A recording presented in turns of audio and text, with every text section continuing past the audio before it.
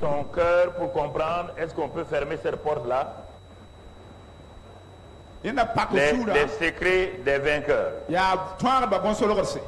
Alors, mon frère, ma soeur, c'est important que nous saisissions ces vérités. Alors, quand on parle de vainqueur, de qui on parle? Et quels sont les gens, les personnes qui sont des vainqueurs? Si nous ne comprenons pas cela, nous allons faire des cris, nous allons sauter alors que nous ne sommes pas dans la ligne de la victoire. Mon frère, ma soeur, quand tu vois quelqu'un qui a la victoire, quand tu vois quelqu'un réussir dans ce monde-là, même sur le plan naturel, il ne faut pas l'admirer. C'est vrai que dans un temps, on peut acclamer la personne. Mais cherche à savoir pourquoi cet homme ou cette femme-là a réussi. Pourquoi il est dans la victoire. Et va l'écouter attentivement. Va t'asseoir avec lui et écoute-le. Comment est-il devenu vainqueur dans un monde aussi difficile? Dans chaque domaine de la vie, mon frère, ne sois pas un admirateur béat des vainqueurs et des champions. Ce n'est pas en admirant et en applaudissant les champions que tu seras le futur champion. C'est en découvrant leurs secrets. Qu'est-ce qui a amené cet homme-là, qui est comme toi? Il a 2 pieds, un cerveau, et il n'est pas différent de toi. Et peut-être il est né dans une famille même très pauvre.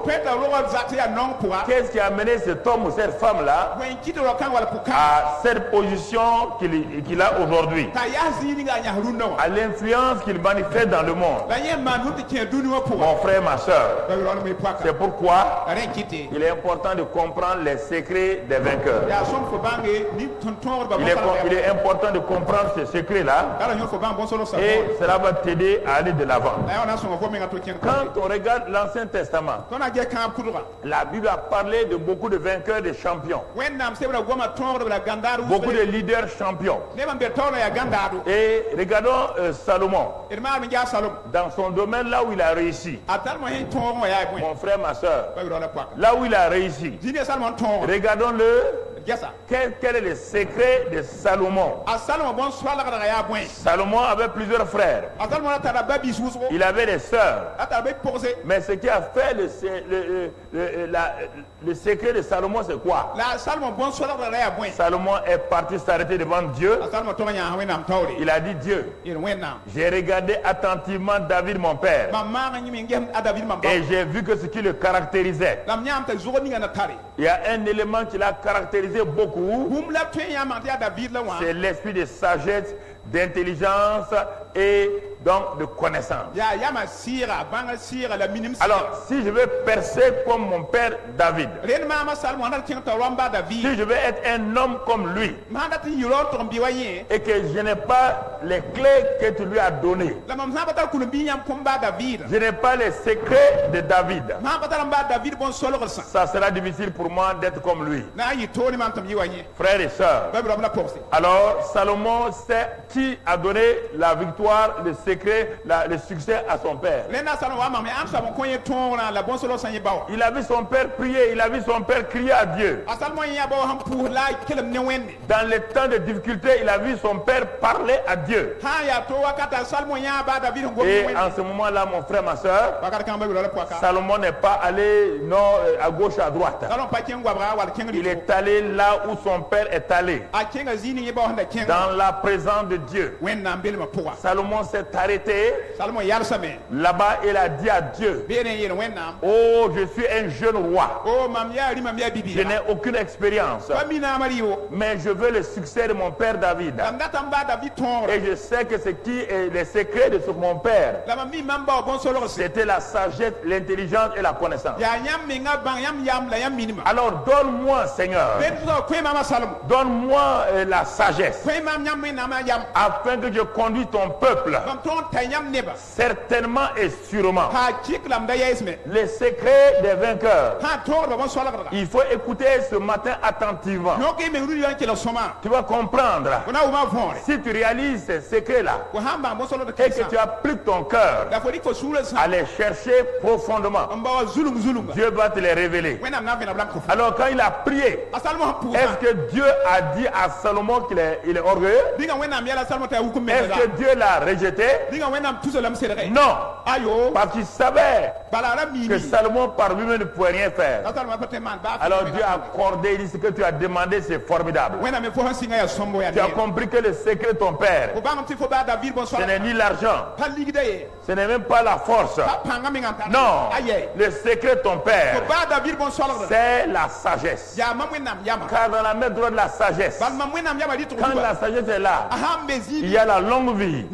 Dans sa main gauche, il y a la richesse, il y a la prospérité, il y a le succès. Là où il y a la sagesse, tu dois voir toutes ces choses autour de la personne. Alors Salomon, tu as fait le bon choix. Tu as fait la bonne prière. Et à cause de cela, moi Dieu, je vais t'exaucer. Je vais te communiquer la sagesse. Et regardons bien quand Salomon a eu la sagesse. Regardez, de partout les gens viennent. De tous les pays les gens viennent. Parce qu'il a tiré les gens. Il était comme un aimant. L'homme qui est vainqueur attire les foules. Non pas pour qu'on vienne l'admirer. Il attire les foules parce qu'il va les influencer. Les gens sont prêts à faire des kilomètres. Des dizaines de kilomètres. Des centaines de kilomètres pour aller écouter un homme ou une femme qui a la victoire, un homme ou une femme qui est champion, un homme ou une femme qui réussit. Les gens sont prêts à payer le prix. Allez s'asseoir, écouter, regarder, pratiquer ce que cet homme ou cette femme a vécu. Alors un jour, voici que quand Salomon était dans son succès, il y a une femme qui est venue d'Afrique, qu'on appelle la reine de Saba. Elle est venue parce qu'elle avait entendu parler du succès de Salomon. Elle n'a pas hésité, malgré les difficultés, malgré les problèmes, malgré les dangers, malgré l'insécurité. Elle a mis en branle tout son cortège. Elle a quitté l'Éthiopie. Elle a traversé l'Égypte, le Soudan et l'Égypte. Et elle est rentrée de l'autre côté. Et elle est venue voir Salomon. Quand elle a vu Salomon, elle dit, mais les gens n'ont même pas dit la moitié de ce que j'ai entendu. Oh, j'ai réalisé que c'est extraordinaire. J'ai réalisé que ce que j'ai vu moi-même, ce que j'ai entendu, ce que j'ai expérimenté dépasse mon entendement. Mon frère, ma soeur, si tu es dans la catégorie de ces vainqueurs-là, alors fais comme Salomon. Regarde ton père. Regarde ceux qui sont autour de toi, qui réussissent, mon frère, ma soeur. Et alors, frères et sœurs, au moment où tu es là dans le dénuement total, c'est dans la difficulté, au moment où tu penses que rien de bon ne peut sortir de toi, ne t'inquiète pas. Le Saint-Esprit qui est en toi, regarde quelqu'un, regarde un vainqueur, regarde attentivement et retourne dans la parole de Dieu. Regarde attentivement, mon frère, et tu vas découvrir quelque chose. Tu vas voir que la sagesse était le secret de Salomon. Et c'est pourquoi, mon frère, ma soeur, si tu veux être aussi un grand succès, alors tu dois demander l'esprit de sagesse. L'esprit de sagesse doit venir sur toi. L'esprit de sagesse doit t'habiter. Et à cause de cela, ce matin, je vois quelqu'un qui a cet esprit de sagesse maintenant. Je vois cet esprit de sagesse saisir quelqu'un dans la salle. Je vois cet homme ou cette femme-là qui a cet esprit de sagesse-là, qui va commencer à donc impacter sa génération au nom de Jésus. J'ai proclamé, cela est accompli, établi au nom de Jésus. Mon frère, ma soeur, écoute-moi. Un deuxième homme, toujours dans l'Ancien Testament, cet homme-là s'appelle Daniel. Qu'est-ce qui a fait que cet esclave-là, ce jeune homme esclave, qui est esclave dans un pays, lui et ses amis, ils sont plusieurs nombreux jeunes gens. Quand ils sont arrivés à Babylone, là où il y avait des idoles, où on n'adorait pas le vrai Dieu. Qu'est-ce qui a fait, frères et sœurs, que Daniel et ses amis ont eu le succès? Mon frère, ma sœur, le secret de Daniel, c'est la non-compromission avec la parole de Dieu. Il a refusé de faire le compromis dans sa vie. Il n'a pas dit: oh Dieu, tu m'as abandonné, je suis esclave maintenant, je vais t'abandonner moi aussi. Pourquoi tu ne m'as pas protégé? Pourquoi tu as permis que l'ennemi arrive à vaincre notre armée? Daniel ne regardait pas Dieu à cause de ce qu'il lui donnait. Il regardait Dieu parce que Dieu est Dieu. Et il sait que même dans l'esclavage, Dieu est avec lui. Et alors Daniel a refusé le compromis. Et quand on est venu pour faire le test, après avoir soumis Daniel et ses amis à des tests, on a vu qu'ils étaient 10 fois plus intelligents que tous les sorciers, les sages de Babylone. On a vu que c'était des gens extraordinaires. Daniel a refusé de faire la compromission. Et à cause de cela, quand on a voulu mettre Daniel dans la fosse au lion, mon ami, Dieu dit: on ne peut pas tuer Daniel avec des lions. Cet homme-là a refusé de faire la compromission. Il dit: lion, tu es ma créature. Et le lion s'est couché devant Daniel comme un lion qui garde son chef. Tu veux que les lions te soient soumis? Et donc arrête de faire la compromission avec ta vie sur la terre. Arrête de faire des mélanges avec les gens. Arrête de faire des compromissions. Quand tu fais des compromissions, les lions que Nebuchadnezzar vont t'envoyer vont te détruire, vont te dévorer. Mais quand tu refuses la compromission, quand tu refuses, tu marches dans l'intégrité. Aucun lion de Nebuchadnezzar, aucun lion babylonien ne peut te dévorer. Tout lion qui va venir contre toi sera simplement ton chien de garde. Sera ton chien de garde.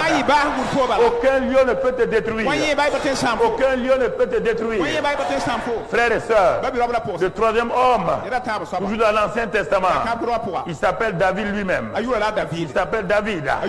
Oh, quel était le secret de David? C'était un homme selon le cœur de Dieu. Un homme selon le cœur de Dieu. Pourquoi? Parce qu'il cherchait à découvrir ce qui plaisait à Dieu. Malgré ses faiblesses, malgré tout, il a découvert ce qui plaît à Dieu. Qu'est-ce que toi tu cherches? Est-ce que tu es là pour chercher des bénédictions? David était un simple berger. Il n'a jamais rêvé être même un chef des bergers. Il n'a jamais rêvé être même un officier. Mais David savait une chose. Et si lui il arrivait à capter, donc il arrivait à connaître Dieu, il arrivait à plaire à Dieu, il arrivait à avoir la révélation de Dieu, il sait que sa vie ne sera plus jamais pareille. Et c'est ainsi, mon frère, ma soeur, c'est ainsi que ce jeune homme de 17 ans regarde le frère à 17 ans, un simple berger. L'armée d'Israël combattait un Goliath. L'armée, les militaires professionnels étaient tenus en échec par un homme appelé Goliath. Et ils avaient appris la guerre. Ils avaient appris les techniques de la guerre. Incapables de tenir devant Goliath. Goliath les terrorisait par ses paroles. Goliath les terrorisait. Mais David connaissait Dieu. David savait que si un homme a la parole de sa bouche, il est plus puissant que n'importe quel bon. Il sait une chose, que lorsque la parole de Dieu est à nous, alors mon frère, personne ne peut rester. Mon frère David a apparu sur la scène comme un porteur de pain à ses frères, comme un porteur de fromage à ses frères. Il n'est pas parti sur le champ de bataille comme un militaire. C'était un simple envoyé, un petit frère qui partait donner de la nourriture à ses grands frères. Quand David a apparu sur la scène, mon frère, ma soeur, à cause du fait qu'il a appris à connaître Dieu, il connaissait son Dieu. Quand il a entendu Goliath mettre en défi l'armée de Dieu, il l'a appelé simplement un incirconcis. Il l'a appelé un bilakoro. Il l'a appelé un homme qui ne connaît pas Dieu. Il dit, mais cet homme n'a aucune alliance avec Dieu. Moi j'ai une alliance avec Dieu. Mon frère, ma soeur, à 17 ans, le petit a tué son lion, a tué son ours. À 17 ans, il a achevé, il a tué son Goliath. Mon frère, ma soeur, il a été manifesté à tout Israël. Il a été élevé. Un simple berger. Le voilà maintenant roi. Un simple berger. Parce qu'il est quoi? Il est devenu roi maintenant. À cause de quoi? À cause du fait qu'il voulait plaire à Dieu. Il n'a pas dit à Dieu, donne-moi ceci, donne-moi l'argent, donne-moi ceci. C'est ça que son fils Salomon a appris. Mon papa était un simple berger. C'est ça qu'il faut regarder les hommes. Mon papa était un simple berger. Alors frères et sœurs, avec cela, David a vaincu son ours, son Goliath. Il a vaincu tous ces gens-là. Simplement pourquoi? Parce qu'il avait la connaissance de Dieu. Il voulait plaire à Dieu, malgré ses faiblesses. Et aucun géant n'a pu tenir ferme devant David. Alors mon frère, ma soeur, ce matin, ton âge ne compte pas. Ton âge ne compte pas. Je vois un jeune homme de 17 ans monter maintenant. Je vois un jeune homme de 17 ans dans cette salle monter parce qu'il a décidé d'aimer Dieu de tout son cœur. Il a décidé d'élever le nom du Seigneur. Il a décidé de glorifier le nom du Seigneur. Si tu es cet homme-là, dis Alléluia. Si tu es cette femme-là, dis Alléluia. Dis Alléluia simplement. Et rends grâce à Dieu. Rien n'est impossible à Dieu. Dieu renverse l'irréversible. L'impossible devient possible. Ta jeunesse n'est pas un problème. Quand une fourmi monte sur le dos d'un éléphant, il est aussi puissant que l'éléphant. Mon ami, mon frère, quand la fourmi est sur le dos de l'éléphant, tout le monde tremble devant la fourmi. Oui ou non? Monte sur le dos de Dieu. Accroche-toi à Dieu. Enracine-toi en Dieu. Marche avec Dieu. Les géants vont fuir devant toi. Quand tu apparaîtras, les gens sauront que tu as apparu. Les gens verront la gloire de Dieu à travers toi. Les gens verront la puissance de Dieu à travers toi. Les gens verront la l'onction de Dieu à travers toi. Les gens verront la sagesse de Dieu à travers toi. Les gens verront la connaissance et l'intelligence de Dieu à travers toi. Les gens vont voir qui tu es, mon frère. Et les gens vont baisser le chapeau devant toi. J'ai proclamé au nom de Christ Jésus. J'ai proclamé au nom de Christ Jésus. J'ai proclamé au nom de Christ Jésus. Mata cross kondarahanda. Rata kabara trondo cross korina. Rata kabara hondo korina. Alléluia. Gloire à toi. Gloire à toi, Seigneur. Alléluia. Ça, c'est les gens de l'Ancien Testament. Regardons les secrets des vainqueurs du Nouveau Testament. On intègre tout ce que les anciens ont eu, on va intégrer d'autres éléments. N'oublie pas, Salomon, c'est la sagesse. David, la crainte de Dieu, la connaissance de Dieu. Tu comprends? Daniel, la non-compromission. Ça, c'est des éléments de base. Il faut ajouter des briques avec des briques. Dans le Nouveau Testament, on a plusieurs briques qui vont se faire entrer dans la catégorie. Mais pour cela, on va aller dans l'Ancien Testament pour prendre certains principes. Car les principes sont en dehors des testaments. Les principes sont universels.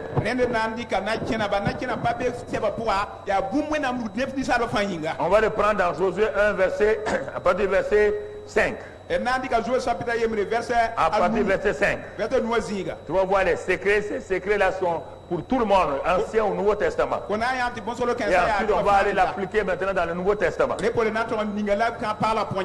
Regarde, Jésus était là, il ne pouvait pas rentrer dans les souliers donc, de Moïse. Le jeune Josué tremblait. Parce que Moïse est parti. Pour lui, Moïse est parti, Dieu est... Ah oui. Parce que Moïse était un homme exceptionnel dans son temps. À la fin, les gens pensaient que Moïse même, en tout cas, il n'est pas loin de Dieu. Le départ, parce que Dieu a dit, je te fais Dieu même. Il te fait Dieu pour Pharaon. Les Josué ont entendu ça. Il dit à Dieu, si tu as fait Moïse Dieu pour Pharaon, et que Moïse est parti, il n'y a plus de Dieu pour Pharaon maintenant. C'est ça le problème. Dieu dit, Josué, tu ne connais pas le secret des vainqueurs. Apprends à connaître les secrets des vainqueurs. Écoutez-moi ce matin sérieusement. Ne vous effrayez, ne commencez pas à courir à gauche, à droite. Les secrets des vainqueurs. Premier élément ici, qu'on ajoute comme élément principal, il dit, nul ne tiendra devant toi tant que tu seras vivant.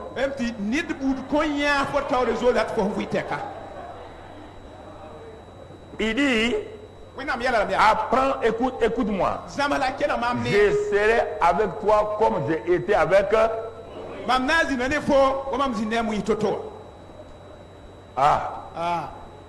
Si tu veux vaincre, ce que je te dis depuis des mois et des mois, des années et des années, la présence de Dieu, tant que tu n'es pas conscient de ça, tu ne pourras pas tenir devant tes ennemis. Nul ne tiendra devant toi. Pourquoi? Car moi-même, je serai avec.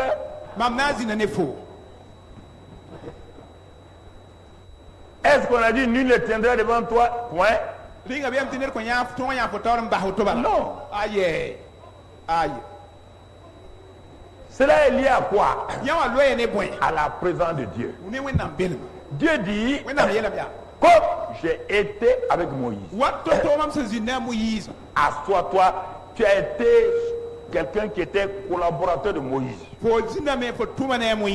Tu as vu quand je lui parlais sous la tente, tu étais là-bas, tu entendais à ce que je lui disais. Tu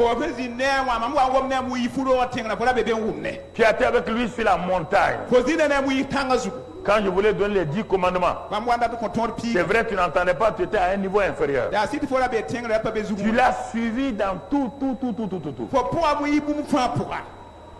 Il dit, tu as vu, de la même manière que j'ai été avec Moïse. Il dit, réfléchis, hein? La même manière.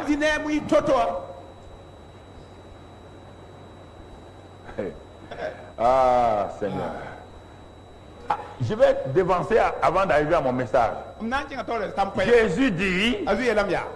Jésus dit à nous, génération de Josué,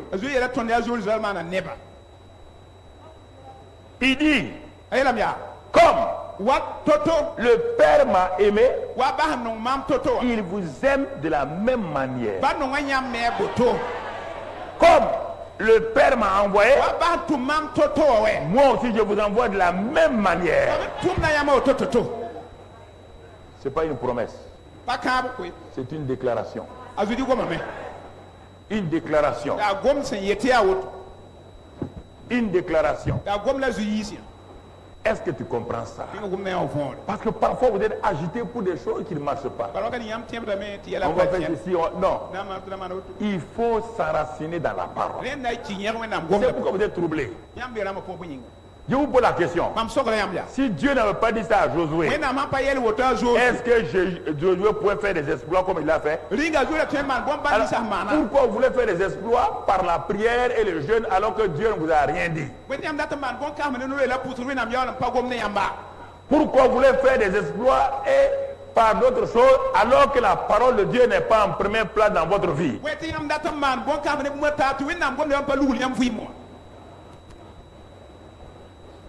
C'est ça le problème.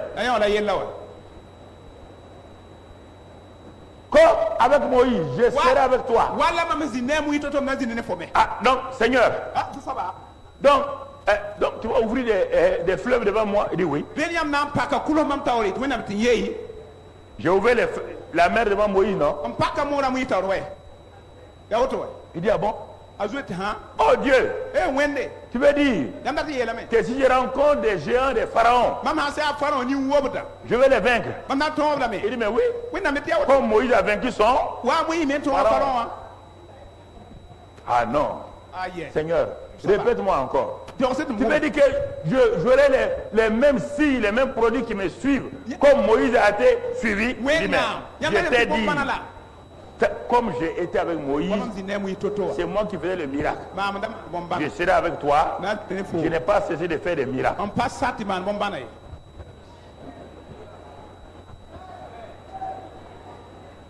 Il s'arrête dans Jean 14, 12, le même Jéhovah là. Appelez maintenant Jésus. Il s'arrête. Et il dit, écoutez-moi, et il dit, écoutez-moi, c'est important. Il y a des choses importantes que vous devez écouter. De même que j'ai fait les signes, les miracles, vous les ferez les mêmes choses parce que je n'aime au Père. Si vous n'acceptez pas ça là, vous voulez aller jeûner et prier pour faire des miracles. Vous refusez Jean 14, 12. Vous allez faire quel miracle? La barre de quoi? Quelle est votre base? Parce que vous croyez que les livres des actes s'est déroulé en... Le problème des gens, quand ils lisent les livres des actes, ils croient que quand ils se lèvent, il y a un miracle ici, à 8h30, un autre miracle, à 10h, un miracle, à 11h30, un miracle, un signe ici, un produit. Il y a des moments, des jours et des mois, ils ne voyaient pas de miracle. Vous entendez? Le livre des actes là, c'est écrit sur 50 années. Vous entendez? On n'a pas dit que les gens se promènent seulement, il y avait un miracle partout. Quand tu as vu le premier miracle de Pierre dans Acte 3, le prochain miracle de Pierre là, tu l'as vu où? Va le lire, c'est où? Acte 5, acte 6, il a fait avec Ananias. Mais après ça, tu as vu Pierre encore? Quand tu retrouves Pierre, il est où? Il est sur le toit de la chambre haute de qui? De Simon le courroyeur. Il est en train de lutter avec une parole de Dieu. Dieu dit lève-toi et tue et mange. Il dit non, non, non. Vous croyez qu'il marchait comme ça seulement et puis les miracles les suivaient comme ça? Chacun ils avaient des luttes quotidiennement. Ils avaient des luttes quotidiennement dans leur vie. Qui a dit que je n'ai jamais tué un animal impur? Dieu dit mais c'est que lui a déclaré pur que personne ne déclare impur. Le même Pierre est maintenant en prison. Acte 12, est-ce qu'il a fait des miracles? Le gars cherchait à sauver sa vie. Il faut enlever de votre tête que les miracles et les signes sont des choses automatiques qui vous suivent partout. Ben, vous êtes découragé. Mais mon frère, qui vous a dit, même Jésus là, c'est tous les jours qu'il faisait des miracles.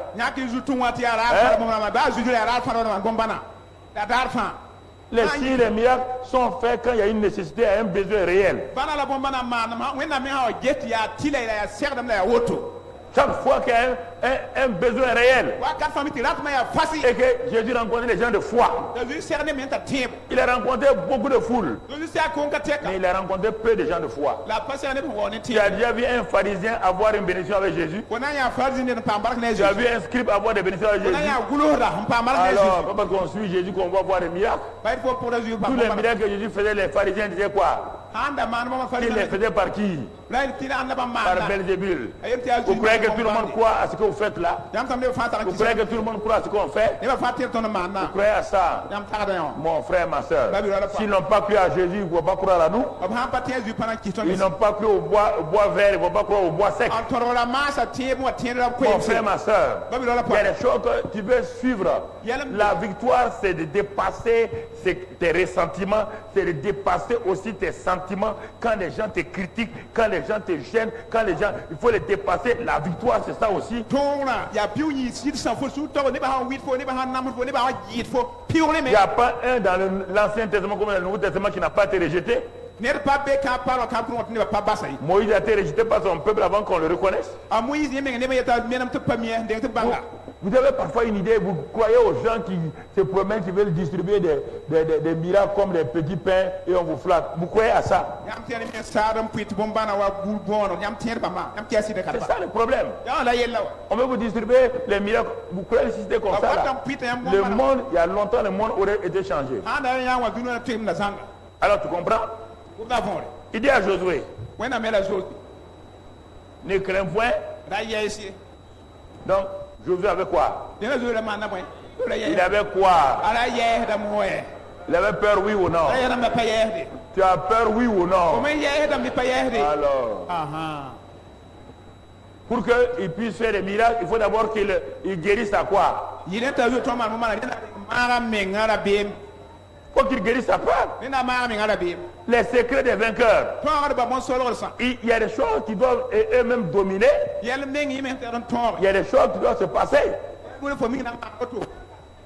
Est-ce que Josué, là où il était, là, il pouvait faire un miracle? Est-ce qu'il était prêt à faire un miracle? Est-ce qu'il pouvait faire un miracle?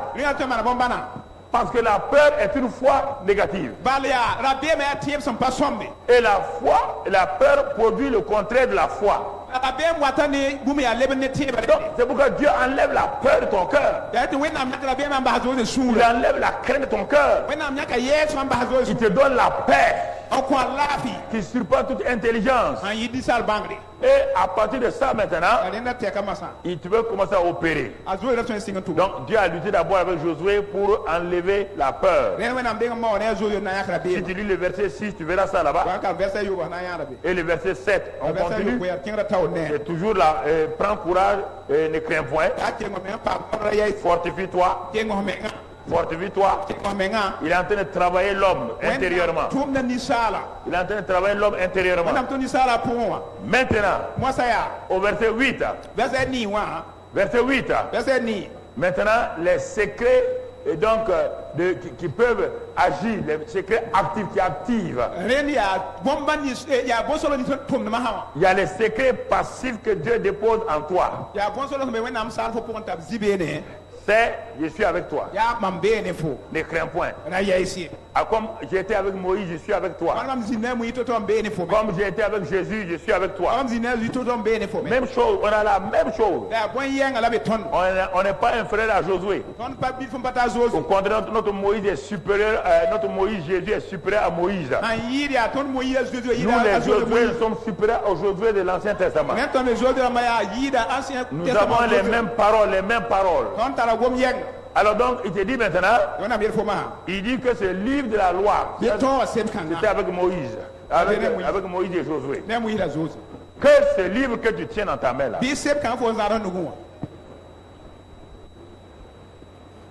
beaucoup de gens viennent sans la Bible à l'église. Vous tenez quel livre? Vous qui êtes assis sans livre, sans rien. Si Josué avait les livres là, oui ou non? Oui ou non? Ça, c'est pas les livres. Ce qui est sur le... Ça, c'est pas le livre. Ne vous habituez pas à ces écritures comme ça. C'est ça qui peut faire que vous n'allez jamais aimer la Bible.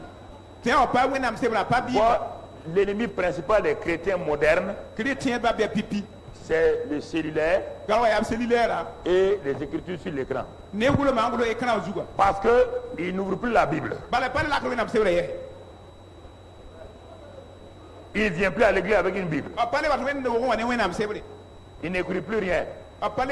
C'est ça qui fait votre problème. Vous êtes trop petit pour comprendre la parole avec votre cerveau.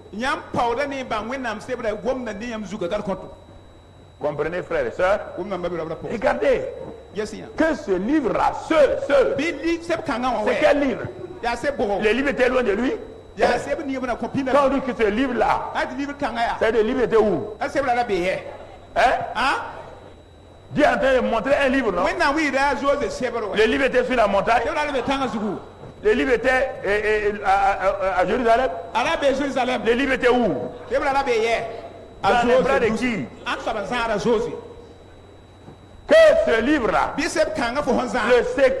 le secret de Moïse, le secret des vainqueurs, que ce livre-là, il ne va pas quoi? S'éloigne pas de ta bouche. Il faut que ta bouche et le livre soient comme ça. Si toi tu n'as pas de livre, tu vas faire quoi? Ta bouche va faire quoi? On n'a pas de répète ce que le pasteur dit. Que ce livre-là, que ce livre-là ne s'éloigne point de ta... Toi, tu es loin de ton livre actuellement. Tous ceux qui sont venus sans livre là, vous êtes loin de votre livre. Qu'est-ce que vous allez faire?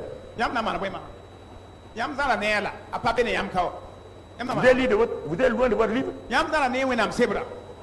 Qu'est-ce que vous allez faire? Habituez-vous à voir votre livre. Habituez-vous à voir votre livre. Que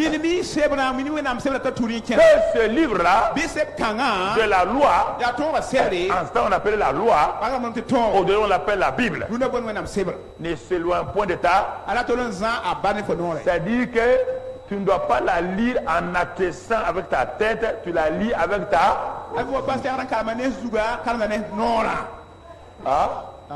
On lit on lit les romans avec les yeux. On lit la Bible avec on lit la Bible avec parce que la Bible c'est la bouche de Dieu qui a parlé. Alors, si tu veux agir, tu dois parler comme Dieu.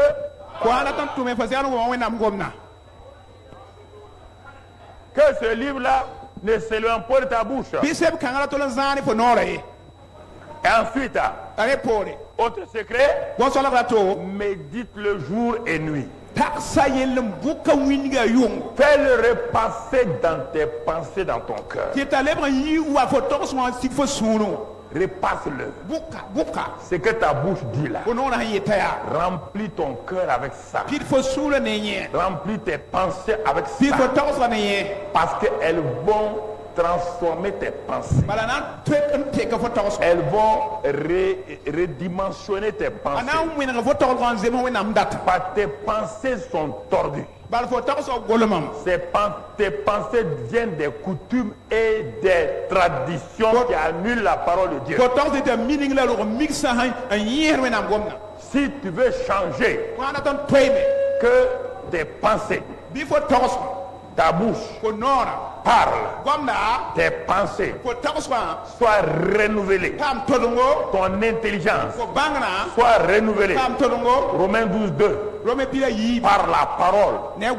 En ce moment-là, tu vas connaître, toi qui veux la volonté de Dieu là, pour ton mariage là, pour ton futur là, pour ton travail là, la volonté de Dieu pour toi dans chaque domaine se trouve dans le livre.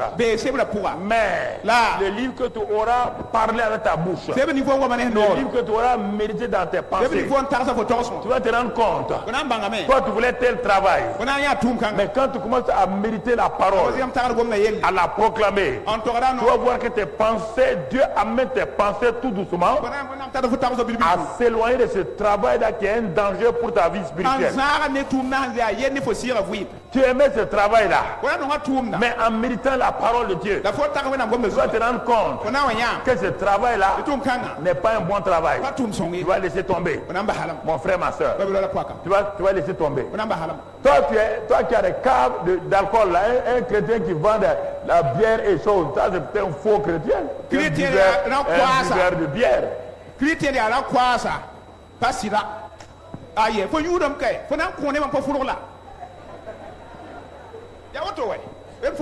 Écoute-moi. Ça c'est pas un travail de chrétien. Mais tu veux refuser, tu ne veux pas prendre la parole pour aligner tes pensées.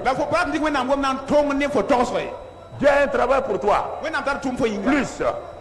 Mais comme faire des caves là, ça te rapporte des sous maintenant. Mais les caves vont te mettre en cave. Les caves là vont te mettre un jour en cave. C'est pas musulman, hein? Ok. Tu ne veux pas changer tes pensées, les allier sur la parole de Dieu, pour que tu saches quelle est la volonté de Dieu pour tel travail. Jeune fille, tu es dans un travail, là où tu es, regarde bien comment tu es harcelé par ton patron et tes chefs. Même comme on te donne un petit 400 000 là, Tu trouves que 400 000 là c'est beaucoup. Tu ne veux pas prendre la parole. Changer tes pensées pour chercher à savoir quelle est la volonté de Dieu. Parce que la Bible dit dans Romains 12:2 quand on médite la parole, on est renouvelé. Et nous allons connaître la volonté de Dieu. Ce qui est d'abord quoi? Bon. Ensuite, ce qui est quoi? Agréable. Ce qui est ensuite parfait. Mais le travail où tu es là aujourd'hui là, le travail que tu fais là, est-ce que c'est bon pour toi? Est-ce que c'est agréable à Dieu? Est-ce que c'est parfait? Tu as un bon salaire, mais ça ne va pas. Ça ne va pas. Et tu es dans un danger posé. C'est pourquoi tu as l'argent, mais tu n'as pas la victoire. Tu as l'argent, tu n'as pas le succès. Mon ami, c'est ça le vrai problème. C'est ça le vrai problème. C'est ça. Tout ce qui met ta vie en danger n'est pas un succès. Ah ouais, mais tout ce qui met ta vie en danger n'est pas un succès. Mon frère, ma soeur. Ah, mais comment on veut du travail là? Je dis à Josué, il ne faut pas bouger. Ne bouge pas encore. N'entreprends rien. Tant que tu n'as pas maîtrisé mes secrets. Tant que tu ne les as pas maîtrisés. Tant que tu n'as pas accepté mes secrets, ne fais rien. Beaucoup d'entre vous, vous luttez là où vous travaillez là. Le Saint-Esprit me dit de dire. Vous luttez. Vous avez des projets que vous voulez faire là. Ça ne plaît pas à Dieu. Vous voulez forcer. Et vous êtes allé pour prier. Je parle à quelqu'un. Tu es allé prier dans un groupe. Et comme l'homme veut ton argent, tu as dit non, non, c'est bon, ça vient de Dieu. C'est pas vrai. C'est moi ton père, je te parle ce matin. Si tu vas dans ça là, on va t'enterrer. Je préviens d'avance. Tu continues dans ça là, on va t'enterrer. Dieu m'a dit de te parler. C'est sérieux. Il n'y a rien de mauvais là-dedans. Vaut mieux prévenir que guérir. Écoute-moi mon frère, ma soeur. Après Dieu lui dit maintenant. Troisième élément. Qu'est-ce que Dieu dit à Josué? Qu'est-ce qu'il dit à Josué? Toujours le même passage. D'abord, qu'elle ne se voit pas ta bouche. Médite. Et enfin, pour agir fidèlement selon ce qui est écrit. 1. Crois dans ton cœur. Prends courage. Affermis ton cœur. En croyant que je suis avec toi. 2. Par la parole. 3. Pratique-la. Et résultat. Car c'est alors. Car c'est alors. Car c'est alors. C'est alors. C'est alors. C'est alors. C'est alors. C'est alors que tu auras du succès dans tes entreprises. C'est alors que tu réussiras tes examens.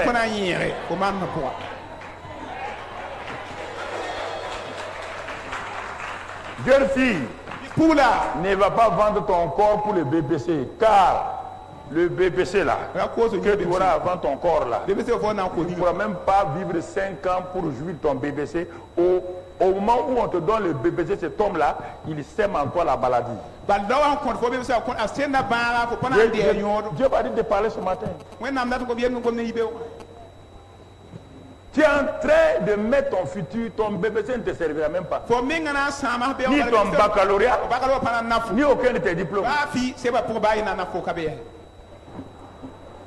Il m'a dit, il y a des filles qui sont là. Il y a des professeurs qui sont derrière eux. Si tu viens chez moi, je vais te donner les sujets. N'oublie pas, on a quelques jours de l'examen. Je te préviens d'avance. Si tu couches avec ce professeur, ta vie c'est 5 ans.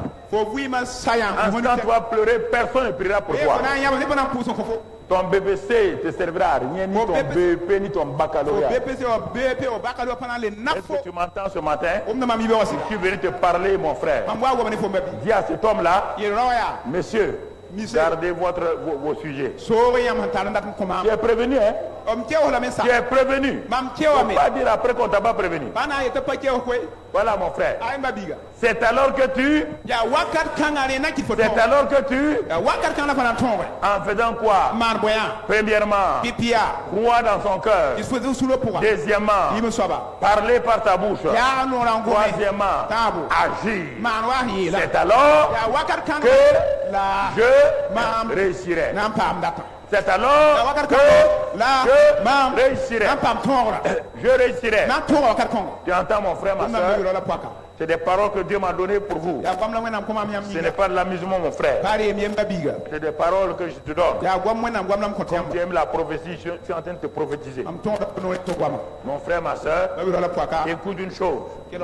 Les vainqueurs du Nouveau Testament, alors quand ils ont compris ces principes-là, dans Romains 8, verset 31, regardons dans le Nouveau Testament, après les principes généraux donnés à Josué, regardons Romains 8, verset 31. Regardons, il dit que dirons-nous à l'égard de ces choses? Si Dieu est pour nous, qui sera contre nous? Alors les gens du Nouveau Testament commencent par là. Ils ont engrangé tout ce qu'on a dit à Daniel. Ce sont les briques, on les a tous placés. Maintenant nous avons des nouvelles briques que nous allons voir ici. Que je vais tout juste résumer. Je suis en train de résumer les quelques temps d'enseignement qu'on vous a donné.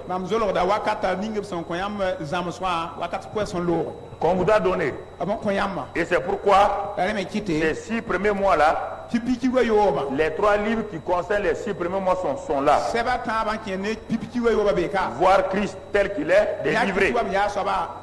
Ensuite, comment témoigner de Christ? Ensuite, croire, confesser et pratiquer la parole de Dieu. 3 brochures de victoire.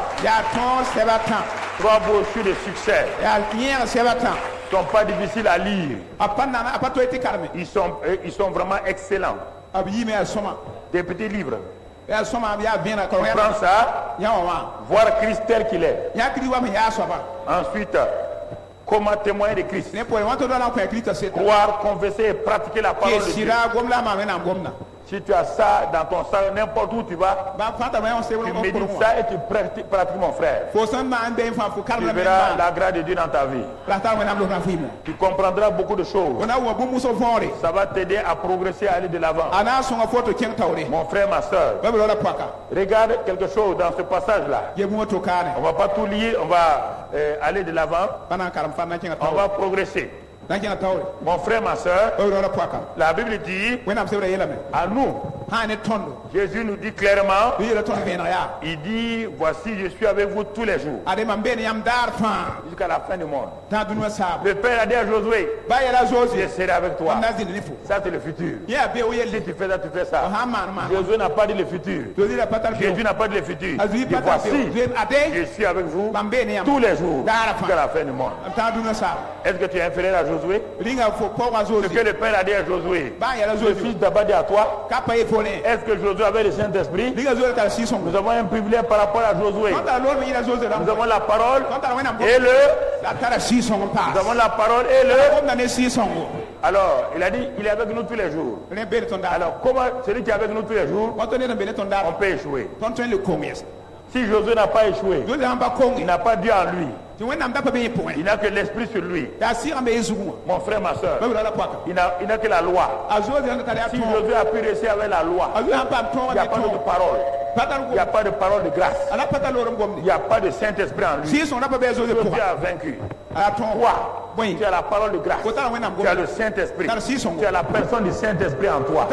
Tu as la présence de Dieu avec toi. Et toi, tu ne réussis pas. Josué va se lever au jour du jugement. Il va te dire, mon enfant, nous, regarde, on n'avait pas ce que vous aviez. Dieu était au ciel. Quand nous on agissait, Dieu était au ciel. Dieu n'était pas avec nous sur la terre. Vous, Dieu est en vous, avec vous. Il vous a accompagné partout. Mais vous n'avez pas pris garde à sa présence. Vous n'avez pas fait attention à sa présence. Vous n'avez pas veillé à sa présence. Alors, il va nous dire quelque chose ne va pas. Les secrets des vainqueurs du Nouveau Testament. Je suis avec vous tous les jours, jusqu'à la fin du monde. Écoute-moi, mon frère, ma soeur. Sans Dieu, tu ne peux rien vaincre. Mais avec Dieu, tu ne peux rien perdre aussi.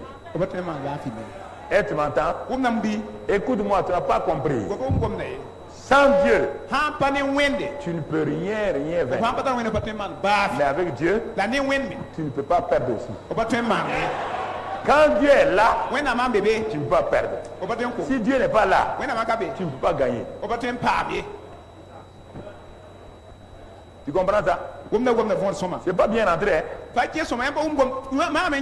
Dieu n'est pas là, tant que Dieu n'est pas sur la scène, tant que tu n'es pas conscient qu'il est là, va jeûner et prier. Tu sortiras des larmes. Il n'y aura rien. Quand Dieu est là, mon frère, quand il est là, rien ne peut te résister. Sois conscient que Dieu est avec toi, il est en toi. Apprends à entretenir la présence de Dieu très bien. Mon frère, ma soeur, si Dieu n'est pas avec toi, il n'est pas possible que tu gagnes aucun combat. Mais si Dieu est avec toi, il est impossible de perdre. Impossible de perdre. Si Dieu est avec toi. Pas vous dites amen, amen souvent, vous n'êtes pas conscient de Dieu. C'est pourquoi vous dites, nous voulons prier Dieu. Vous voulez prier Dieu. Ça c'est le français. Nous voulons adorer Dieu. Et ça c'est les chantres, le défaut des chantres. Heureusement, j'ai corrigé beaucoup nos chantres. Est-ce que j'ai dit, demande à ma femme, je vais t'aimer. J'ai dit quoi? Je t'aime. Non, pourquoi vous voulez dire que vous voulez l'aimer? C'est quel français ça? Nous voulons aimer Dieu. Nous voulons t'adorer. Dis simplement, nous t'adorons.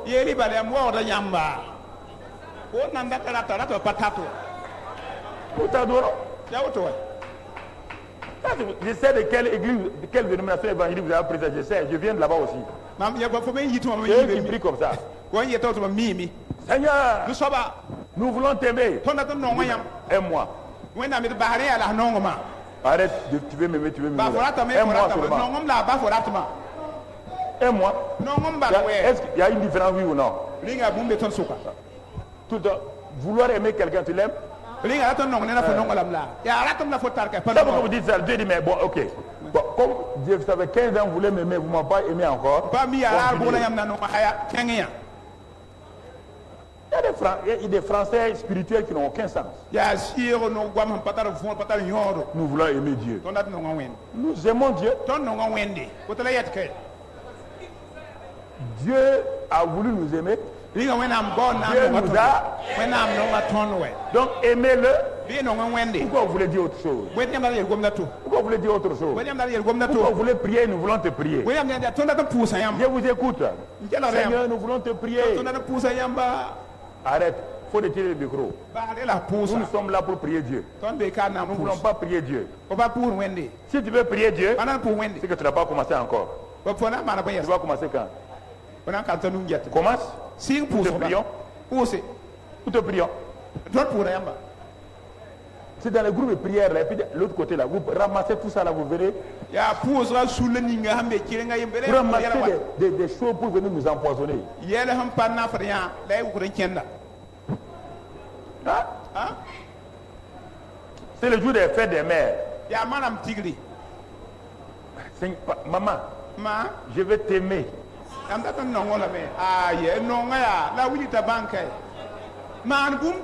Ah bon? Tu veux m'aimer? Donc jusqu'à présent tu ne m'as pas aimé. Change votre vocabulaire. Changez votre vocabulaire. Ce que vous voulez faire là, ça c'est votre désir. Mais faites-le maintenant.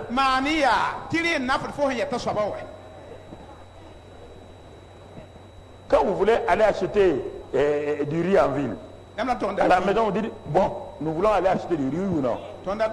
Mais quand vous arrivez chez le vendeur, le riz est posé là. Vous allez dire au sac de riz, on veut t'acheter. Nous faisons quoi? Nous t'achetons. Changez votre vocabulaire. Changez votre vocabulaire. C'est pourquoi Dieu ne répond pas. Si tu veux le prier, tu n'as pas encore prié. Il a dit demandez et vous. Mais toi tu dis nous voulons demander. Tu n'as pas encore demandé.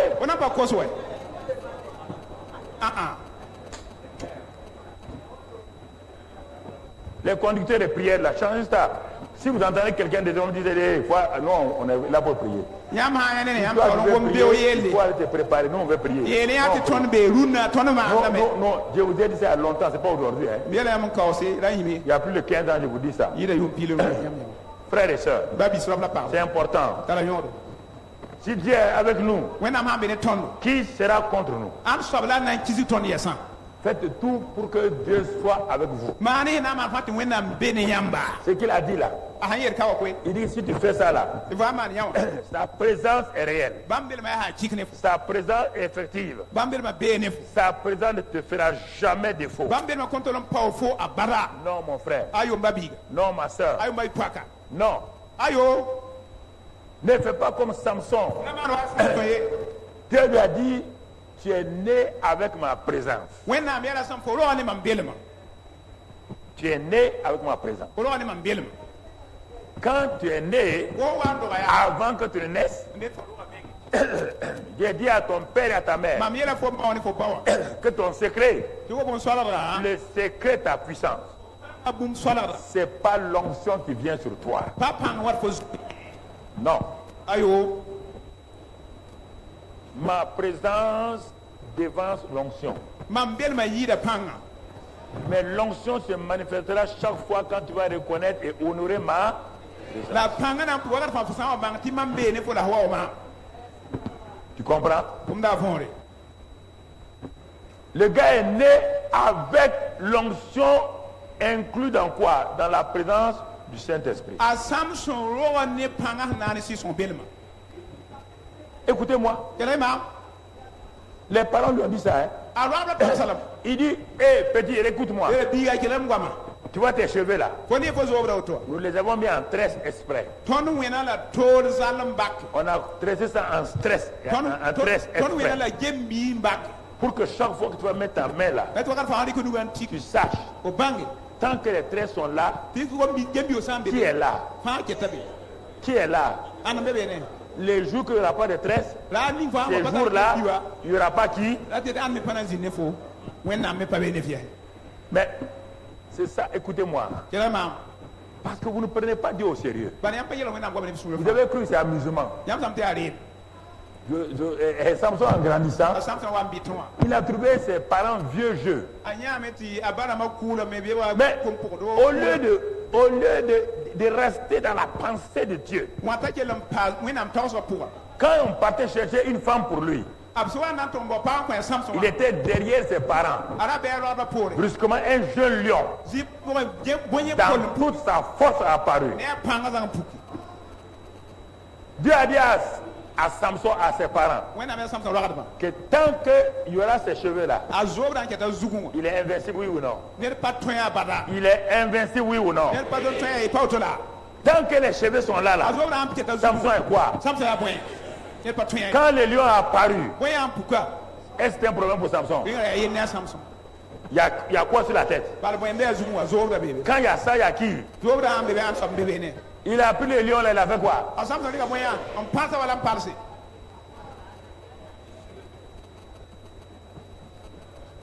Regarde-le. Mais quand le gars grandissait, il n'a pas contrôlé sa chair. Écoutez-moi. Quand vous devenez chrétien, à un moment donné, vous ne contrôlez plus votre chair. Vous croyez que vous êtes arrivé. C'est à ce moment que Satan vous terrasse. Je vous préviens, vous tous.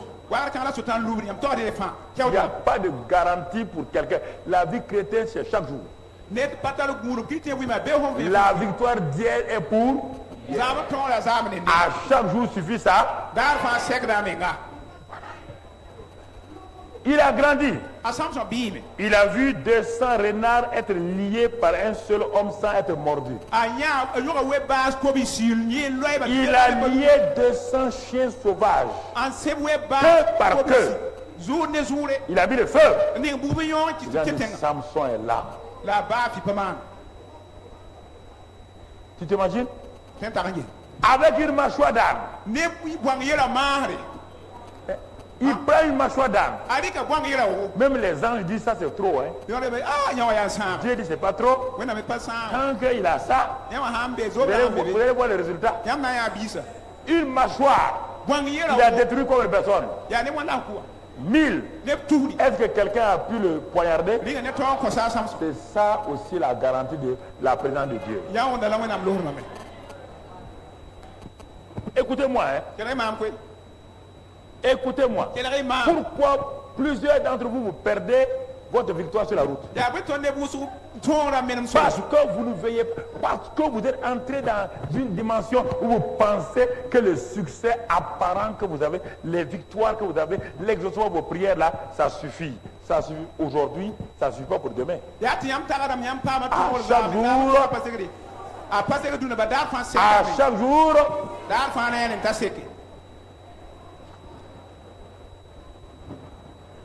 maintenant, le gars rentre dans une phase d'impureté avec une prostituée.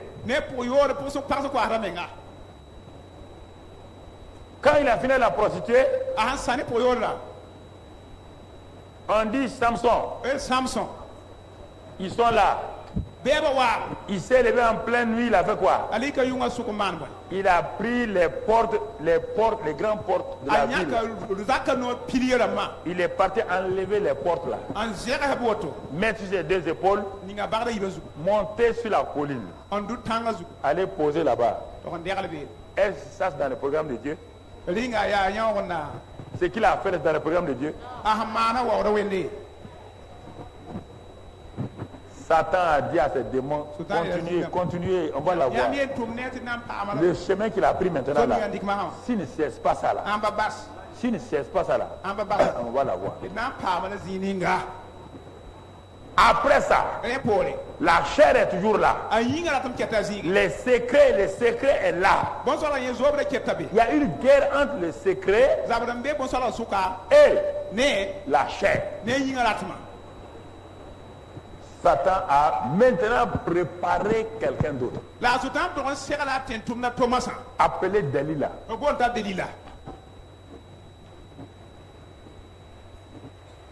Appelé Delilah. Qu'il a placé sur la route de Samson. Quand les gens ont vu que Samson n'a pas couché la nuit et puis parti, il est resté là-bas. Les gens ont dit, sa chair là, il aime la femme là, on va la voir.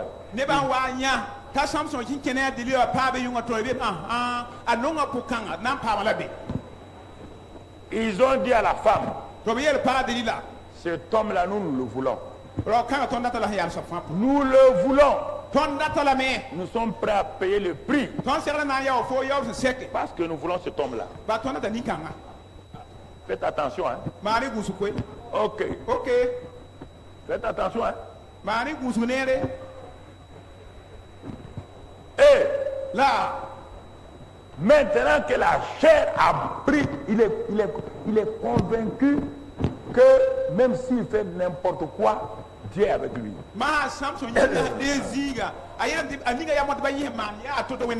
Oui et non. Oui. Si les cheveux restent sur la tête. Non. Quand les cheveux sont...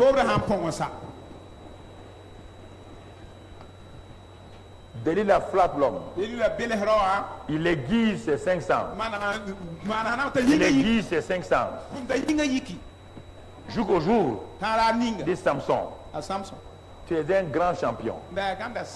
Tu es un homme de succès. Tu es une femme de succès. Quel est le secret de ton succès?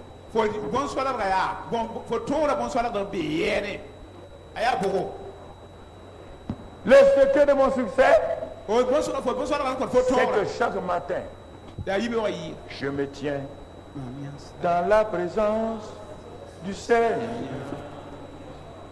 le Saint des Saints est là. Je viens et je me prosterne dans sa sainte présence. En lui, point de péché, dans le secret, dans le très.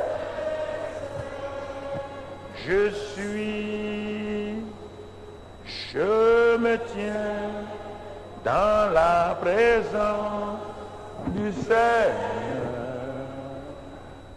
le Saint des Saints.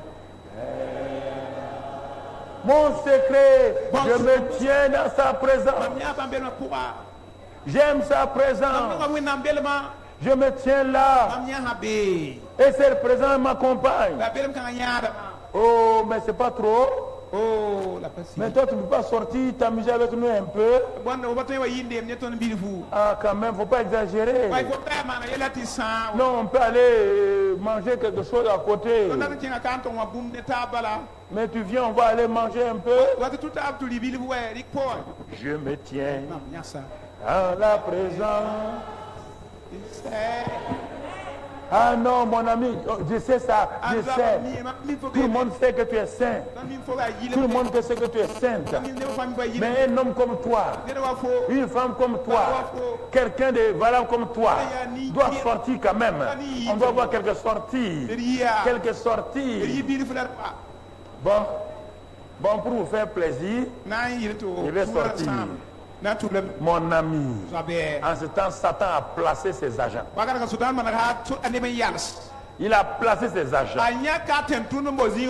Et quand quelque chose est dans le frigo longtemps, quand on l'enlève, on pose au soleil, ça pourrit plus vite. Oui ou non? Si tu refuses de garder la sainteté, tu pourris plus vite que le pain.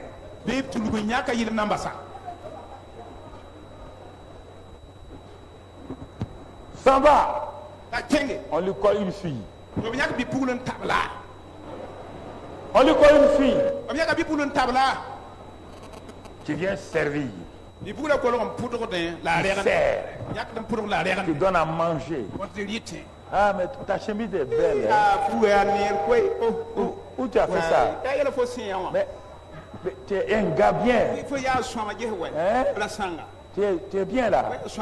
Ah oui, ça. Mon ami. Le lendemain, tu viens. Hein? Tu fais quoi? Satan dit, ne te tiens pas dans la présence de ton Dieu. Car la bonne chair est au dehors. Suis-nous. Suis-nous dans le grand restaurant. Nous allons dîner ensemble.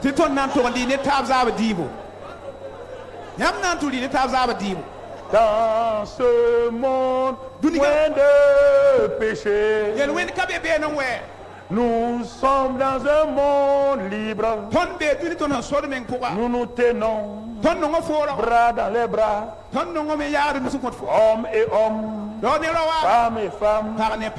Il n'y a plus d'impureté, il n'y a plus d'adultère. Nous avons décidé que le monde est libéré. Samson, où est ton secret? On te demande ton secret et tu ne fuis pas.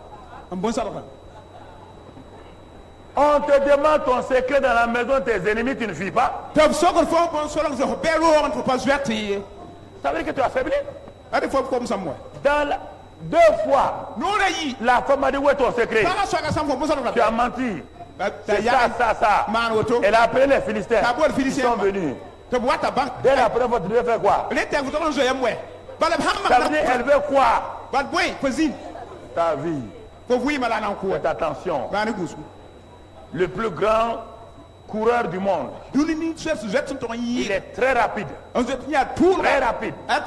Il est à 3 mètres d'avance sur ses collègues. À 2 mètres de l'arrivée. Il est à terre. Il devient quoi? Le dernier. Je vous parle à vous tous. Faites attention à ça. Il est à terre. Est-ce qu'il aura même une médaille?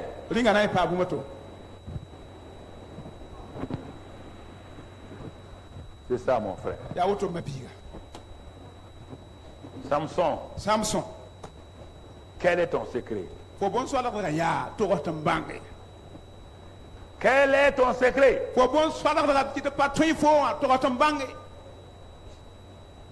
Il a faibli. En temps, la femme est bien assise et habillée de façon excentrique.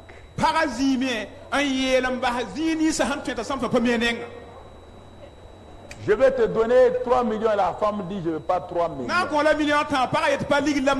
Je vais te donner une nouvelle voiture, la femme dit je ne veux pas une nouvelle voiture. Je vais te construire une villa, la femme dit je ne veux pas construire une villa. Donne-moi la clé de ta vie. Sinon, tu vois les cuisses roses là. Tu ne vas pas les toucher. Donne-moi la clé de ta vie. Samson n'a plus le pouvoir. Samson est faible. Il sait quelque chose va lui arriver. Il a dit bon. Bon. De toute manière. Bon. Quand tu vois un chrétien off, ça veut dire que maintenant il a décidé qu'il sera une brebis qui va aller à la boucherie de qui? Il dit les ciseaux n'ont jamais ni le rasoir passé sur ma tête.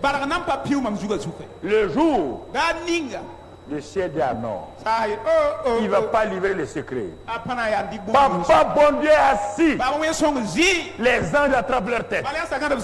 Le champion de Dieu va livrer les secrets. Le vainqueur va livrer les secrets. Les anges ont envie de bouger et ils rendent mieux, ils ne peuvent pas. Dieu dit non. Dieu dit laissez-le, chaque homme est libre. Chaque homme est libre. Il est libre. Il n'a pas peur. Il va récolter. Il va donner tout ce qu'il veut, mais il veut me trahir. Adam m'a trahi, il a vu ses résultats. Laissez-le.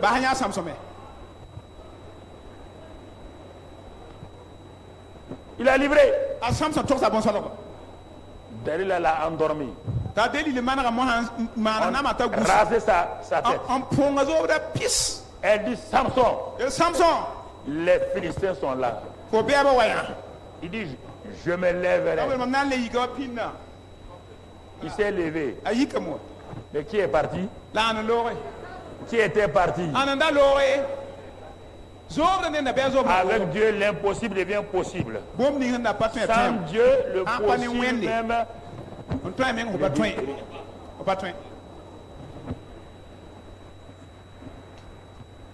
Les secrets des vainqueurs. Les secrets des vainqueurs. Tu comprends? Les secrets des vainqueurs. Voici le problème. Voici le problème. Mon frère, ma soeur. Alors, conservez la présence de Dieu. Gardez la présence de Dieu. Acceptez que cette présence est en toi et avec toi. Partout où tu vas, la présence de Dieu est avec toi. C'est pourquoi beaucoup de gens n'aiment pas mes prédications parce que je dévoile leur vie.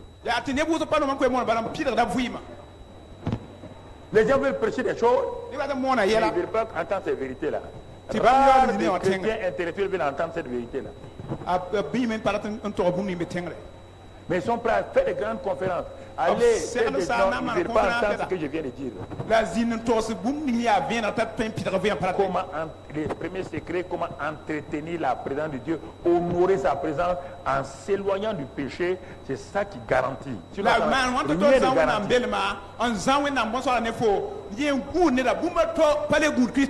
Satan est un coureur de fond.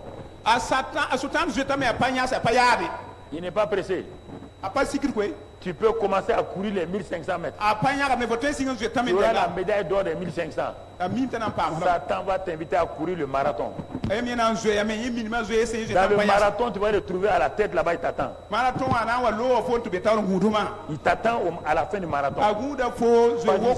Il sait que tu arriveras épuisé. Sur la route du marathon, il vient de te donner de l'eau empoisonnée en disant il faut boire ça un peu pour te fortifier. Quand tu vas arriver au marathon, paf, tu es à terre et te cueille comme un oiseau. Et nous comprenons les secrets des vainqueurs. Les secrets des vainqueurs. Frères et sœurs, les secrets des vainqueurs, c'est de voir toutes ces choses-là. Par exemple, beaucoup de gens font de grandes choses pour Dieu. Mais dans leur foyer, il n'y a pas d'entente. Mais vous n'allez pas aller loin. Si toi et ta femme, vous ne vous entendez pas, la Bible dit qu'il n'y aura pas de victoire pour la famille. Parce qu'il dit dans 1 Pierre 3 que si l'homme n'honore pas sa femme, si la femme ne se soumet pas, vos prières sont bloquées, il n'y a pas de victoire. Frères et sœurs, il y a des choses que nous devons prendre au sérieux. Il y a des choses que nous devons analyser. Parce que les hommes ont cette tendance de faire des bêtises et demander à leur femme d'accepter tout. Il y a quelque chose que je ne comprends pas ici. Si la plupart des hommes étaient à la place de leur femme et que leur mari leur a fait ça là, il y a longtemps elles ont ramassé les affaires pour partir. La plupart des hommes sont méchants et égoïstes. Ils veulent faire de n'importe quoi à leur femme. Et dire à la femme là, il faut pardonner. Si cette femme là sortait, allait coucher avec un seul homme, il va venir divorcer.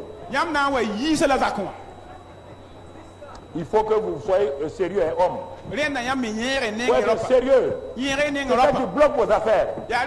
Courez chez tous ceux que vous voulez dans la ville. Si vous et votre femme, vous n'êtes pas en règle. Ça ne sert à rien. Ça ne sert à rien. Rien.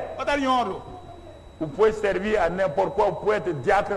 Vous pouvez être diaconesse. Vous pouvez servir à la Sainte Table. Ça c'est grave, même si vous vous entendez pas dans le foyer, vous touchez à la Sainte Seine là, vous avez un problème. Un homme qui ne respecte pas sa femme, qui n'est pas d'accord avec sa femme, il vient toucher à la Sainte Seine, le corps de Christ. Ok. Tu es en train de chercher la mort gratuitement. Va te réconcilier à ta femme. C'est écrit dans 1 Corinthiens quoi? D'aller se réconcilier. Même ton offrande là. Si l'offrande simplement, donner l'offrande là, ça demande d'aller te réconcilier avec celui que tu as offensé là. Et la Sainte Seine est plus grande que l'offrande.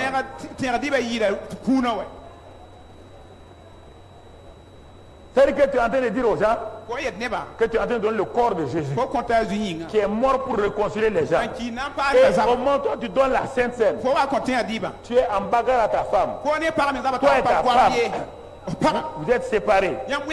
Mais tu es un insensé. Tu es un insensé. Un insensé. Tu dois t'asseoir dans l'assemblée. Dire, je ne veux pas servir la Sainte Seine jusqu'à ce que je mette l'autre. Parce que Satan rit, les démons rient de toi. Ça c'est important.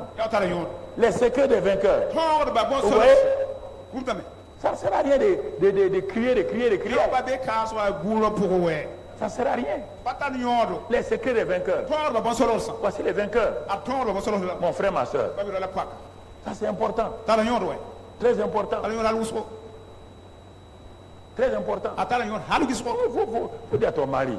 Toi, tu passes servir à la Sainte-Seine. Toi et moi, on ne s'entend même pas. Tu es hypocrite. Même si le pasteur est au courant de ça, là, toi, il va te dire ça ne va pas. Assois-toi. Hey, assois-toi là. Marie fort comme ça là. Tu veux servir le corps de Christ. Toi et moi, on ne s'entend pas. Et toi, tu veux servir le corps de Christ aux gens. Tu es un hypocrite. Attrape-le, sauve ta vie. Et mon mari, sauve ta vie d'abord. Assois-toi et sauve ta vie. Ça, c'est le secret des vainqueurs. Un mari doit parler à sa femme, une femme doit parler à son mari. S'il ne veut pas, la Bible dit à Matthieu 18, s'il ne veut pas, tu montes au niveau du diaconat. S'il est fait le diaconat, tu montes au niveau des pasteurs de l'église locale. S'il ne veut pas, tu passes au niveau du pasteur principal. S'il ne veut pas, cet homme-là est considéré comme un païen, on n'a plus rien de relation avec lui. C'est écrit dans Matthieu 18. S'il veut, il s'en va, ce n'est pas un problème. Il y a rien qui ont quitté ici, ce n'est pas un problème. Nous, on ne va pas faire le compromis. Ça ne sert à rien de vous exposer à la mort. Voici Samson qui devait être libérateur, il est mort bêtement avec les 2 yeux perdus.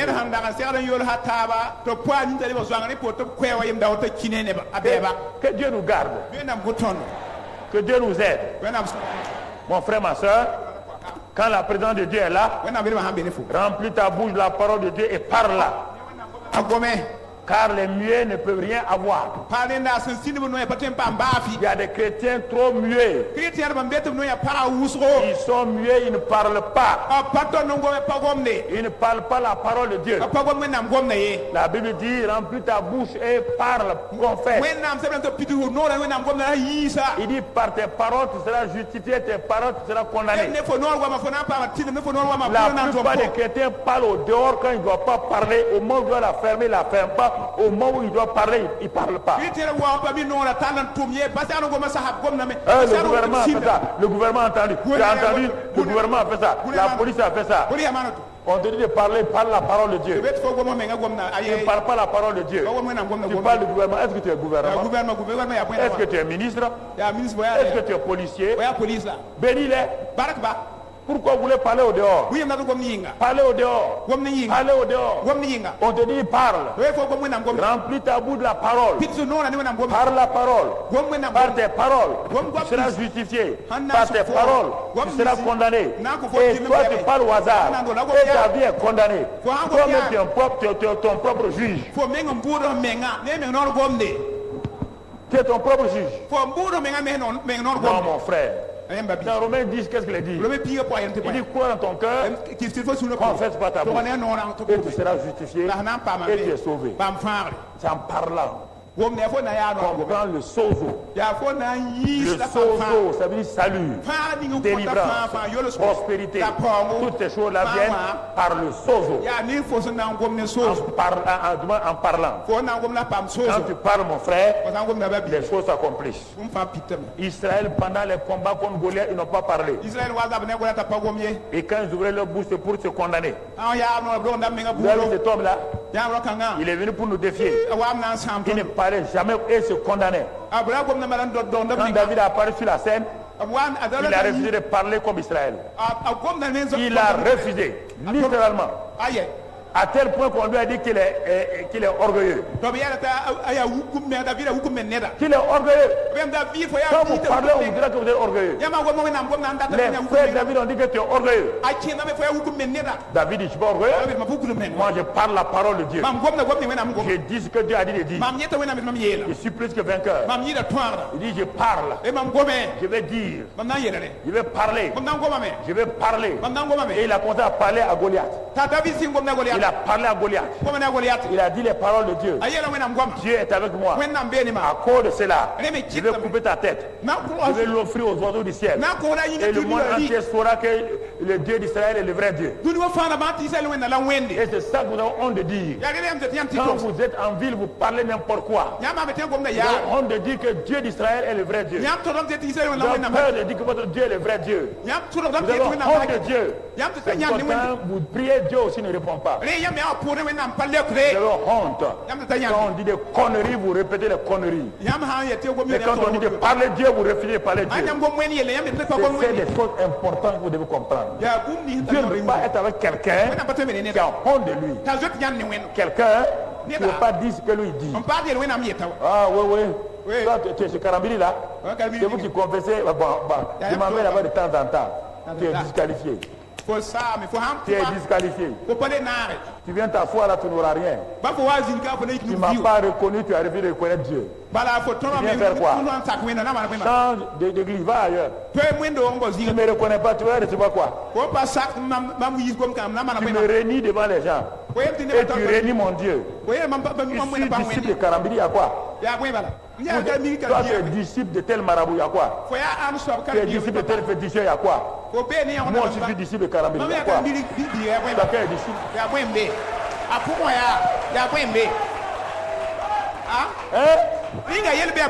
C'est lui qui te parle, il est disciple de quel marabout? Il a son marabout, non? Il a son féticheur. Est-ce que toi tu l'as insulté? Alors, pourquoi vous avez honte? Vous avez honte pourquoi? Et vous voulez maintenant que Dieu vous aide. Il ne peut pas vous aider. Si vous me régniez devant les hommes, je vous régnerai devant mon Père. Parlez. David arrive et dit je refuse. Je vais parler. Quand David a activé sa victoire par des paroles. Jésus parlait. Il dit je suis le fils de Dieu. Les uns ont dit menteur, tais-toi. Je suis le fils de Dieu.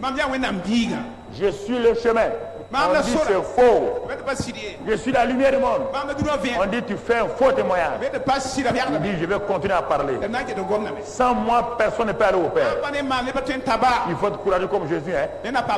Arrêtez devant le monde entier dire sans moi personne ne peut aller au Père. Ça c'est vraiment un courage. Ça c'est extraordinaire. C'est pourquoi le Père a été content de son fils.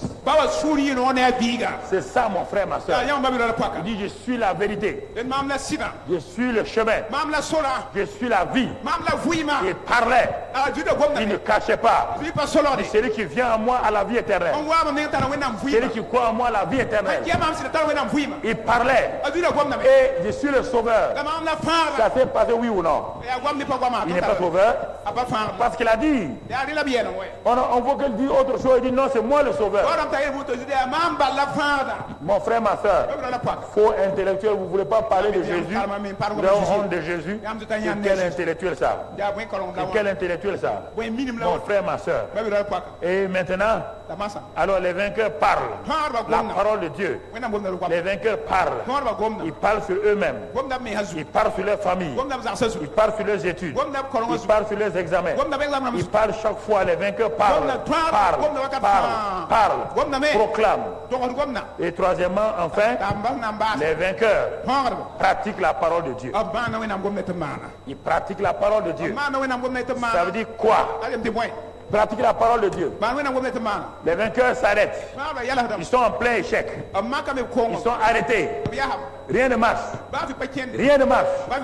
Jésus vient avec la parole. Il dit avancez en pleine eau, jetez vos filets. Seigneur, nous sommes des professionnels de la pêche. Nous avons essayé toute la nuit. On n'a pas attrapé de poissons. Jésus dit, il dit que la parole ne s'éloigne pas de ta bouche. Médite-la jour et nuit. Et pratique-la. Quand tu vas la pratiquer, tu vas agir. Alors tu auras du succès. Il dit Pierre, n'oublie pas ce que j'ai dit à Josué dans l'Ancien Testament. Croire, parler, pratiquer. Pierre, est-ce que mon Pierre, regarde bien. J'ai dit, avancez en pleine eau. Jetez vos filets pour pêcher. Oui, Rien n'est bon. Aucun événement favorable. J'ai dit. Avancez en pleine eau et jetez vos filets pour pêcher. L'homme qui veut être vainqueur, la femme qui veut être vainqueur, il fait comme Pierre. Il dit, Seigneur, j'ai raisonné, j'ai réfléchi, mais j'ai vu que je comptais sur moi-même. Mais je vois maintenant que sur ta parole, je jetterai le filet. Il a jeté le filet. Est-ce qu'il a échoué? Alors jette ton filet, tu réussiras. Jette ton filet, tu réussiras. Jette ton filet, tu réussiras. Mon frère, ma soeur, c'est important que tu comprennes. Tu comprends tout cela. Mon frère, écoute une chose. Quand Josué était devant Jéricho, il était devant Jéricho et les murailles étaient là. L'impossible était là. L'irréversible était là. Tout était là. Josué, est-ce qu'il a une parole? Il a beau prier, est-ce qu'il peut agir? Mais une parole est venue. Faites le tour de la ville 7 fois. Dans le silence. 7e jour. Faites 7 fois. Et criez simplement. Josué dit, je n'ai jamais vu une stratégie de guerre comme ça. Je n'ai jamais vu une stratégie de guerre comme cela. C'est ça avec Dieu. Ce qu'il vous dit là, ça confond votre pensée. Ça ne va pas dans la direction de votre pensée. Mais Josué a fait cela. Quand ils ont fait cela, quand ils ont crié, c'est eux qui ont poussé les murailles. Les murailles ont fait quoi? Les murailles ont fait quoi? Alors mon frère, ma soeur, tu veux des murailles qui t'entourent. Dieu t'a parlé depuis le janvier. Dieu t'a parlé ici. Va intensifier le témoignage. Va intensifier l'évangélisation. Intensifie la mission. Jusqu'à présent, tu n'as pas obéi. Ensuite, Dieu t'a enseigné pendant les mois. Voilà comment te fortifier. Croire. Parler, pratiquer, voir Christ tel qu'il est. Jusqu'à présent, tu n'as pas réagi. Et tu cherches des choses. Comment veux-tu réagir? Tu n'as pas pratiqué. Il dit à Moïse, la mer ou devant toi là, qu'est-ce que tu as dans ta main? Il dit un bâton. Le bâton que Moïse avait, il avait un bâton. Nous avons le nom de Jésus. Sur le bâton là, lorsque la puissance de Dieu est venue sur le bâton, la mer où s'est ouverte, quel est le nom de Jésus? Devant n'importe quelle situation, pendant le séminaire là, tu vas voir ça. Devant n'importe quelle situation, quand le nom de Jésus est proclamé, les pourtres devant toi. Frères et sœurs, c'est cela mon frère, ma soeur. Regardez chaque situation, pratiquez la parole. Il y a Isaac dans la famine. Isaac, tes finances sont en jeu, tu as des problèmes. Ah, je ne peux plus donner ma dîme et mes offrandes. C'est ça. Les gens ont peur. Moi, je suis libéré de ça. Mon frère, ma soeur, quand tu es investi avec Dieu là, vous voulez que les gens prient que vos affaires réussissent. Non, c'est par la loi de la semence de récolte. Il n'y a pas autre chose. Je n'ai pas peur de dire ça, que les gens me critiquent ou pas. C'est par la loi de semer de récolte. C'est ça que j'ai pratiqué dans ma vie. Et il y a des gens qui arrivent à une limite là, ils s'arrêtent et ils ont des problèmes. Parce qu'ils croient qu'ils ont trop donné à l'église. Mais si tu meurs là, ton argent sera bouffé par n'importe qui. On ne peut pas trop donner à Dieu. Quand Dieu dit qu'il est débuté de personne, il est débuté de personne. Débuté de personne. De personne. Écoute, il dit Isaac. Tu veux être prospère, laisse la prospérité d'Abraham ton père. Tu as ta propre expérience. Isaac dit non. Ça c'est l'expérience d'Abraham. Tu veux ta propre expérience dans la famille là. Il dit non, on ne s'aime pas dans la famille. Dieu dit ok, tu es libre, ne s'aime pas. Mais tu verras aussi. Mais Isaac a sémé dans la famille. Il est passé de Rehoboth et de Ebenezer à Rehoboth. Il est devenu l'homme le plus riche. Tout le monde les a. Oui ou non? Oui ou non? Il a fait ça quand il n'y avait rien. Il a fait ça quand il était limité. Il a fait ça quand tout, c'est mon frère. C'est pourquoi Il est important que nous comprenions des choses que nous devons comprendre. On dit l'année de l'intensification, c'est l'année de l'investissement. Dans le royaume des cieux, c'est l'année de l'investissement. Investissement dans la mission. Toi, tu n'as pas gagné une seule âme. Mais quel est l'argent que tu nous as donné pour qu'on donne à la mission? C'est ça important, mon frère. Il y a des gens, écoutez-moi, je vais vous dire la vérité. Il y a des gens qui, quand on veut donner à la mission, la mission a été créée par le centre d'évangélisation. Alors quand on veut donner à la mission, on donne au centre pour donner à la mission. On n'envoie pas de l'argent discrètement à la mission. Il n'y a pas de bénédiction dans ça. C'est nous qui avons mis la mission en place. Et il y a des offrandes missionnaires. Si tu n'es pas un chercheur de nom, si tu n'es pas une chercheur de nom, tu ne dois pas envoyer l'argent aux missionnaires sans que nous on soit au courant. Tu mets dans le compte missionnaire. Si tu veux aider telle mission, tu dis je vais aider la mission de Guinée-Bissau. Tu envoies l'argent ici. Et nous savons ce que nous allons faire. De toute manière, nous prenons soin de nos missionnaires, ce n'est pas toi qui les nourris. Mon ami, mon frère, il y a quelques missionnaires qui sont assis ici. Ils le savent très bien, ils ont des missionnaires là-bas. Il y a les missionnaires des dénominations là. Allez-y, ils sont assis. Est-ce qu'on leur donne de l'argent? C'est le centre qui prend soin de ces missionnaires. Tous les mois, ils ont une grâce. On achète une voiture aux missionnaires. Donc ne joue pas au type qui dit moi je vais aider les missionnaires comme s'ils souffraient, que c'est toi qui es le sauveur des missionnaires. Parce que là ta bénédiction n'a aucun sens. Si tu veux aider la mission, sois honnête. Envoie-nous l'argent. On dira la mission. Actuellement, les missions ont besoin de bâtiments. Les missions ont besoin de bâtiments. Ils n'ont pas de bâtiments. Alors que je vais commencer mes tournées avec eux. Si je m'en vais prêcher et qu'il n'y a pas de bâtiment, à quoi ça sert d'aller prêcher? Que des centaines de gens se convertissent. On était à Kaya, mais le dimanche, ils ont oublié de louer des tentes. Parce que l'église qui a été bâtie, je leur ai dit quand j'arrive là, Dieu m'a fait grâce. Quand j'arrive là, les gens vont venir. Il faut que vous preniez un endroit. C'est cela mon frère, ma soeur. Les missions du Bénin, Togo, RDC qui sont là, Guinée-Bissau, Rome, ils ont tous besoin de bâtiments et tout. Pourquoi ne pas investir? Pourquoi ne pas dire pasteur, je suis prêt, moi à soutenir telle mission, pour tel aspect de la mission, les bâtiments, ou bien les véhicules, ou bien l'installation de ça. Tu envoies ta mission, tu mets offrande missionnaire. Tu mets Italie, Rome. C'est ça mon frère qu'on fait. C'est comme ça la vérité. On ne soutient pas un missionnaire derrière le dos de son pasteur principal. C'est pas bon, il n'y a pas de bénédiction là-dedans. Ça veut dire que tu veux dire à ce missionnaire-là, le pasteur principal ne t'aime pas, c'est moi qui t'aime et je t'envoie l'argent pour que tu saches. Ça c'est pas bon. Je bloque ta bénédiction là au nom de Jésus. Je bloque ça.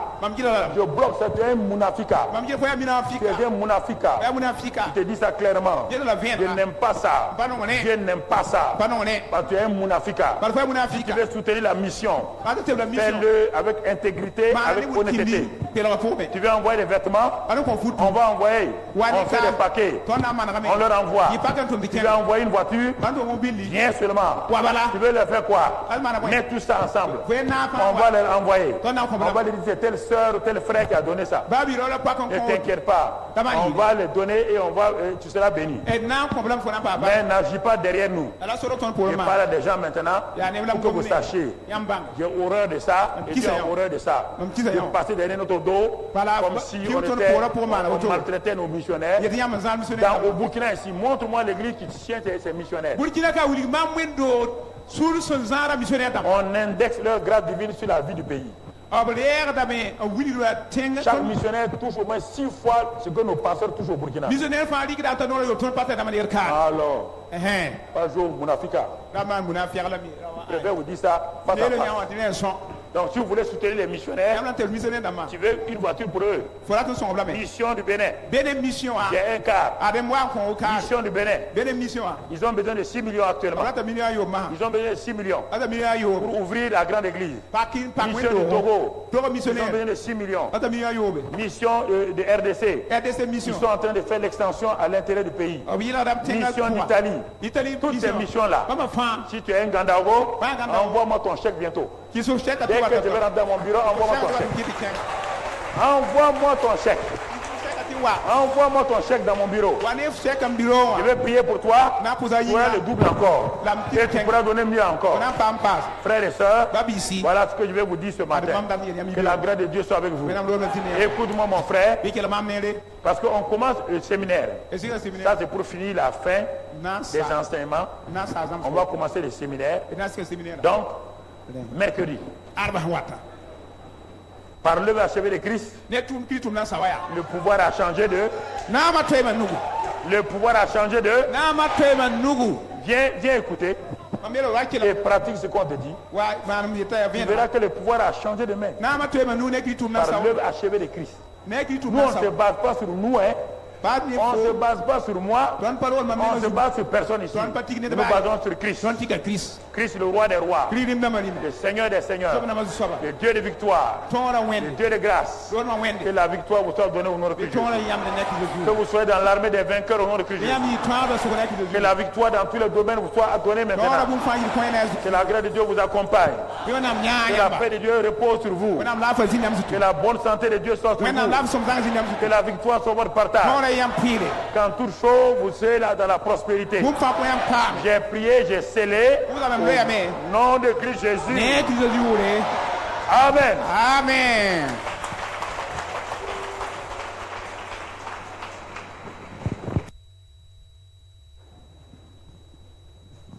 Gloire à Dieu. Nous acclamons encore le Seigneur.